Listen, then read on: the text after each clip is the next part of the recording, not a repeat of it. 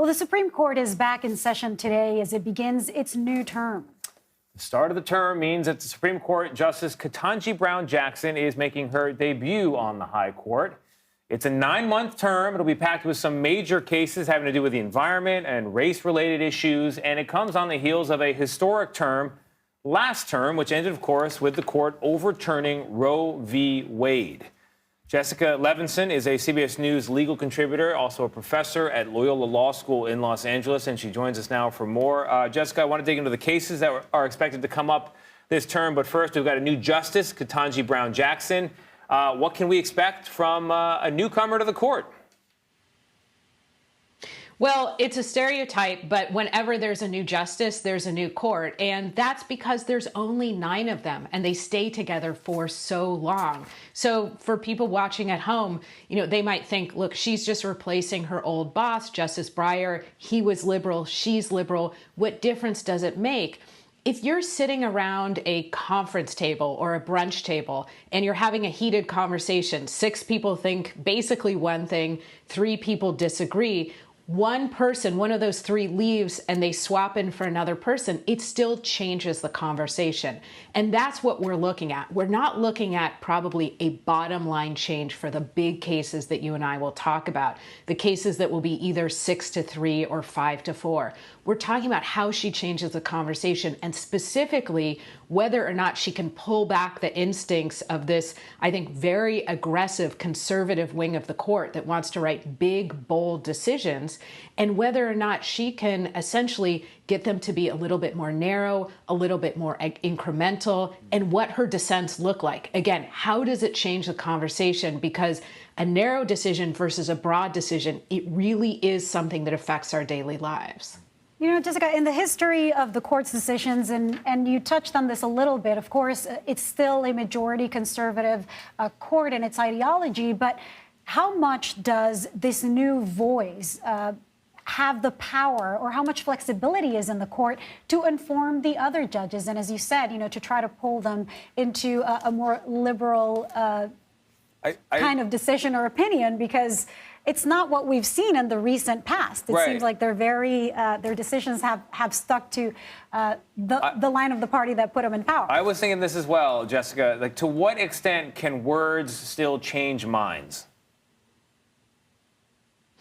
Oh my gosh, if I could answer that question, I mean, that's going to be one of the most fascinating things to watch over the term, which is sometimes we have seen that people who have lifetime tenure, justices who have lifetime tenure, they do shift their positions. And I will say I don't necessarily see that with this court, but the question will be, can she pull anybody back a little bit? Will there be those words where Justice Kavanaugh, or Chief Justice John Roberts, or less likely Justice Alito looks at a dissent that she writes and thinks, okay, there's something to this. I don't want to make the big voting rights proclamation that basically erodes protections against vote dilution. I don't want to be the one to do that.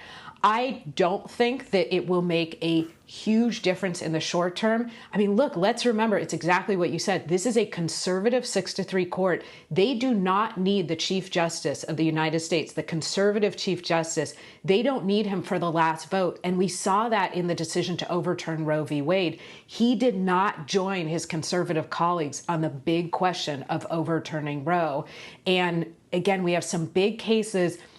Justice Jackson, will she affect the court? Of course. Will she affect that bottom line vote of whether or not it's 6-3 or 5-4? I don't think so for a lot of the cases that you and I would be discussing on air. So, Jessica, what are those big cases that you're looking forward to an outcome on? So one of the biggest cases, and I know it can sound a little bit in the weeds, but it deals with how our country is going to conduct elections. It's based on something called the independent state legislature doctrine. And there are these words in the Constitution, and it says basically when it comes to federal elections and when it comes to sending electors to the Electoral College, it's state legislatures that make those determinations. Now, we have always understood that legislatures doesn't really just mean elected state lawmakers, people in the Senate or people in the Assembly. It means also state court judges who can review those decisions, governors, secretaries of state who also have power over election decisions.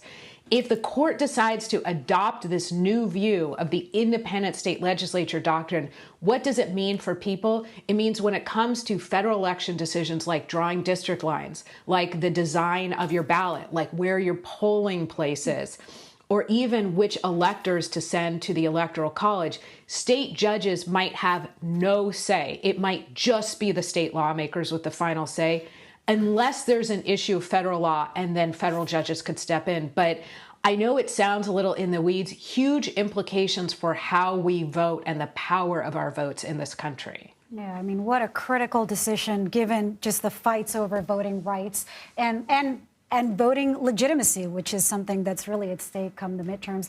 Jessica Levinson, thank you.